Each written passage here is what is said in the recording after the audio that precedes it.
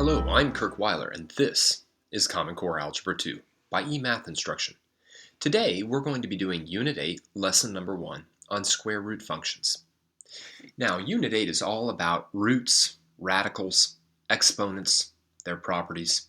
And what we're going to be doing today is really reviewing what the square root function looks like and some of its limitations in terms of its domain. So let's jump right into it with a square root problem. Okay. Now, whenever we investigate a new type of function, we always want to make sure that we understand exactly what the most basic type of the function looks like. So, the base function, f of x equals the square root of x, we're asked in letter A to graph without the use of our calculator on the grid shown. Label its equation. Well, let's do it. Let's create a little table of values. Now, what we should already know is that it's impossible to take the square root of negative numbers, but we can certainly take the square root of 0, right? The square root of 0 is 0. Think about that. 0 times 0 is 0, so the square root of 0 is 0. No problem. Now, the square root of 1, well, that happens to be 1. Yes, not plus or minus 1. This isn't all square roots. This is only the positive square root, okay? If I wanted the negative square root, I would have to be graphing this, but I'm not, all right? Now, I could certainly put 2 there. The problem is the square root of 2 is an irrational number. It's about 1.4, and we could certainly use our calculator for that, but we're not going to actually include that value of x in our table. In fact, the next value of x that has a square root that's nice, at least integer value, is 4. And of course, the square root of 4 is 2. The next one after that that has a nice square root value is 9, and its square root is 3. So let's graph those points. That's where our graph paper kind of runs out. We have 0, 0, 1, 1, 4, 2, and 9, 3. And we end up having this classic function, right? This half of a parabola, because that's really what a square root function tends to be, is half of a parabola. Now, letter B says, using your calculator to generate a table of values, graph y equals g of x on the same grid and label its equation. Start your table at -10 to see certain values of x not in the domain of this function. So let's actually do this together. I know you've generated plenty of tables on your graphing calculator, but I'd like to look at this one together. So let's bring out the TI-84 Plus. All right, that was a pretty loud snap. Sorry about that. But at least it brought our calculator out. So let's hit y equals. We're not going to put f of x in there. We're going to just put g of x in. So let's clear out any equations that might be in your calculator. All right. And let's put into y1 the square root of x plus 3. Now be careful, folks. You're going to have to maybe hit the right arrow a little bit to get out of that square root symbol so that you can then put down -2. Make sure the subtraction by 2 is not under the square root. But once you've done that, really take a look at your function. All right, and let's go into the table. All right, now our graph paper starts at -6, but let's go into the table setup. And it says start at -10. All right, so we will make our table go by ones. And now that that's all set up, let's pop into the table. Okay, now what we see is when x is -10, we see an error in the y column. And when x is -9, we see an error in the y column. When x is -8, we see an error in the y column. In fact, we have to go a little ways. Let me do this in red. We have to go a little ways until we finally hit x equals -3. Right? And when x is -3, we get y is -2. All right? Now, when we hit x equals -2, we get a y value of -1. But that's basically where, this stops being very, very nice, right? In fact, we have to keep going all the way till we hit x equals 1 before we get another nice value of y, which ends up being 0. And we can kind of keep going and going, but notice all those kind of ugly y values. They're not very pretty looking. But finally, if we get to an x value of 6, we end up having that y value of 1. Okay? So let's graph this thing. What do we have? 1, 2, 3, 1, 2, negative 2, negative 1, 1, 0, and 2, 3, 4, 5, 6, 1. All right, and there's that square root graph. All right, let's take a look at letter C, a little domain and range, right? Remember that domain are the set of all allowable inputs, all the inputs that will give us an output, and the range, well, is all the outputs, okay? So, see what you can do in terms of writing the domain and range on each of these, okay? Pause the video now.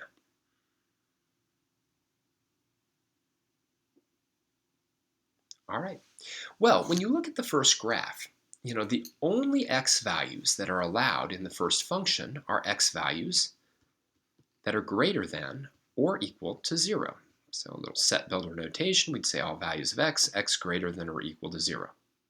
The range is actually exactly the same. All those y values turn out to be greater than or equal to 0 as well, right? Now, when we go over to the other one, we see that its domain now is all values of x that are greater than or equal to negative 3. And its range are all values of y such that y is greater than or equal to negative 2. And of course, what we're really seeing here, right, forget about the square root function, but we're just seeing those fundamental shifts again, right? By adding 3 to x, we took the original square root function and we shifted it 3 units left. And then by subtracting 2 from the overall function, we dropped it down 2 units. All right, so our shifting formulas, which we saw in the last unit and in another previous unit, still work just fine. Okay? So let's pause the video right now and write down anything you need to. Okay, clear out the text. And let's take a look at exercise number 2. Which of the following equations would represent the graph shown below? All right, now, let me concede something right now. You could take each one of those 4 equations, enter them into your calculator, and graph, and see which one looks like that particular graph. And you know what? There'd be nothing wrong with that. Really, nothing wrong. It's going to kind of miss the purpose, all right? So let's talk about how we can do this without using our graphing calculator. But first, if you think you can do this problem without my help, pause the video and take a shot at it. Okay, well, what do we really know? The original square root equation looks like this. Okay, this is the square root of x. So how has this one been transformed? Well, it's been shifted 4 units to the left, right? That's the guy that's in dashed there. But then that one was reflected across the x-axis. And how do we do that? By negating the entire function. You remember that? So our equation must be negative square root of x plus 4. And again, you could totally do that completely on your calculator. But there's really 2 transformations that have occurred to the basic, simplest square root function. We've shifted it 4 units left, and we've reflected it. And by the way, the order there really doesn't matter. You could definitely reflect it first, and then shift it 4 units to the left, and you'd get the same graph. Okay, pause the video now and write down anything you need to. Okay, I'm going to clear out the text. And let's go to the back side of the sheet. All right. Exercise 3. For the remainder of the sheet, we're going to be talking a little bit about the natural domain of square root functions. Okay? So let's take a look at number 3. It says, which of the following values of x does not lie in the domain of the function y equals root x minus 5? Explain why it does not lie there. Okay, so think about this. One of these 4 values of x, when you substitute it into that function, will not give us an output. But which one? Pause the video now and think about it.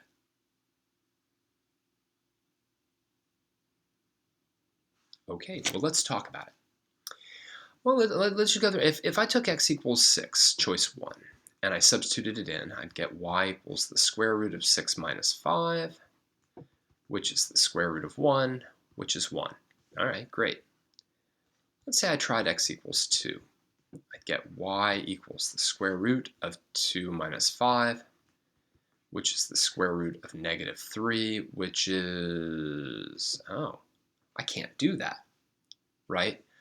I can't find the square root of a negative number because a negative times a negative, let's try that again, a negative times a negative is a positive, and a positive times a positive is a positive. So, yeah, that can't be in the domain. There's no output. Now, you might think, but wait a second, let's try x equals 5. Well, that would give me the square root of 5 minus 5, which is the square root of 0, which is 0. Hey, I like zeros in output, no problem there. What about x equals 7? Surely that's not in the domain. And some students will think it's not in the domain because they'll look at the square root of 2 and they'll go, well, no, you can't find the square root of 2. Well, yes, you can. You can definitely find the square root of 2. It's definitely a number. It's definitely a real number. It just is irrational. It's not nice. We can't say, of course, unlike the square root of 1 or the square root of 0, where we can kind of come up with a nice rational answer. The square root of 2 is irrational. Accurate to a few decimal places. It's about 1.414, etc. All right, so it's a real number. It's just not a nice number. Whereas the square root of negative 3, that can't be any real number I know, because multiply 2 numbers together, you don't get a negative. 2 of the same numbers together, I'm sorry. All right, so let's keep working with this idea, which basically boils down to one simple thing. What is under the square root for the values of x that get plugged in must be greater than or equal to 0. It's got to be greater than or equal to 0, or you can't find its square root. All right, pause the video now and write down anything you need to. Okay, let's clear it on out. Exercise 4.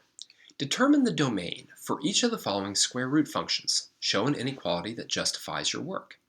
Well, some students will like to do these by kind of guessing and check. Well, let me put a 4 in there. Yeah, that works. Let me put a negative 7 in there. No, that doesn't work. But ultimately, here's how I would want you to do every one of these if you were sitting in my class.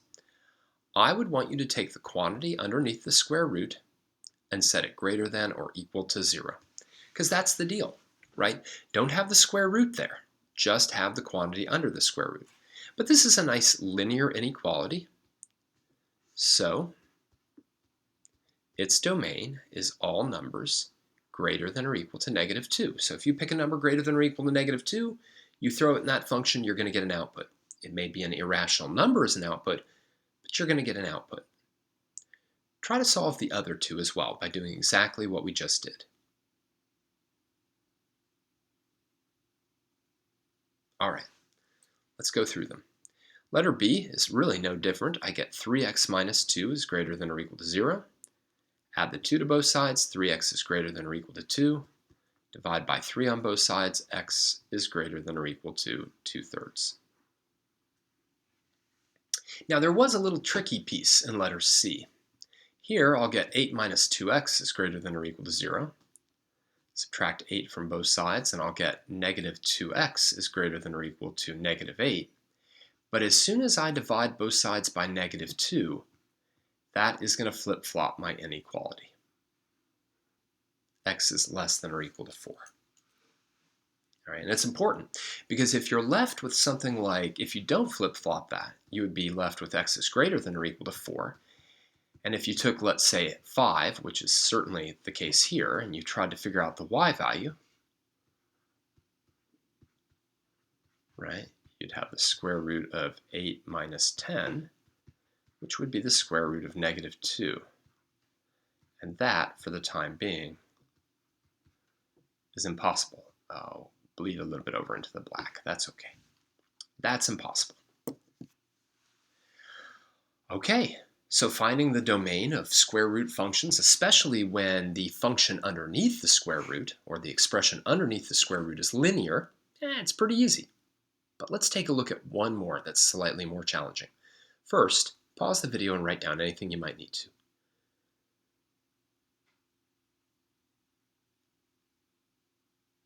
Okay, let's clear out the text and tackle that last problem. Consider the function f of x equals the square root of x squared plus 4x minus 12. It says using your calculator to sketch the function on the axes given. Again, not the greatest grammar there, but we'll correct that by the time the worksheet gets in your hands. So what I'd like you to do is put that function into your calculator exactly like that. Use the sort of axes on here, 1, 2, 3, 4, 5, 6, 7, 8. So this goes from negative 8 to positive 8, right?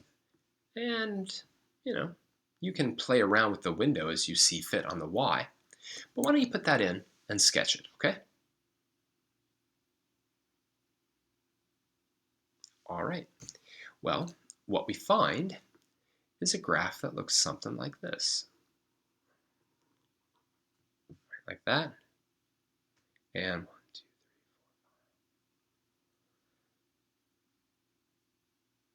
3, 4. Oh, no, it's at 6. Sorry. Something like that. Let me erase that other dot. All right, and that's the graph that we see. But why do we see that graph? Why is there this sort of chunk in the middle here? This chunk in the middle here where there's nothing. And there really isn't anything. If you made the graph much bigger, you wouldn't see anything up here or down there. So let's take a look at letter B. It says set up and solve a quadratic inequality that yields the domain of f of x. You see, again, I don't really care what's underneath here. All right. The plain fact is, the only way I can evaluate this function is if the quantity sitting under the square root is greater than or equal to 0. But this is cool because it goes back to a topic that we had a couple units ago, granted, I know it was a little while ago, which was solving quadratic inequalities. So let's review how to do that. Right, we got this quadratic inequality, and the first thing that we're going to do with the quadratic inequality is, strangely enough, we're going to change it into an equation. All right. Then what we're going to do is solve that equation, oftentimes with the zero product law. All right, we get x equals negative 6 and x equals positive 2. That's step 1. Step 2 is we're going to plot those two things on a number line, and we're going to decide whether we should have open circles or filled in dots. Now, these two values of x make the equality true, so they make the inequality true. Now, step 3, we're going to test values. For instance, if I took x equals negative 7, all right, and I tested it in this inequality, what I'd get is 49 plus 28 minus 12 is greater than or equal to 0. Of course, I didn't actually work out what that all was. Let me do that really quick. 49 plus 28 minus 12. One thing I know for certain is it is greater than 0. And I'll get 65 is greater than or equal to 0. So that's true. Let me pick a value in between, like x equals 0. If I put that into my quadratic inequality, I'd get negative 12 is greater than or equal to 0, and that's definitely false. And finally, if I chose something like x equals 3 and I substituted it in and got 9 plus 12 minus 12 is greater than or equal to 0, that would be 9 is greater than or equal to 0. And again, that would work out just fine. Oh, actually, you know what? That's minus 28, and that's 9. So that's true as well. Therefore, the domain of this function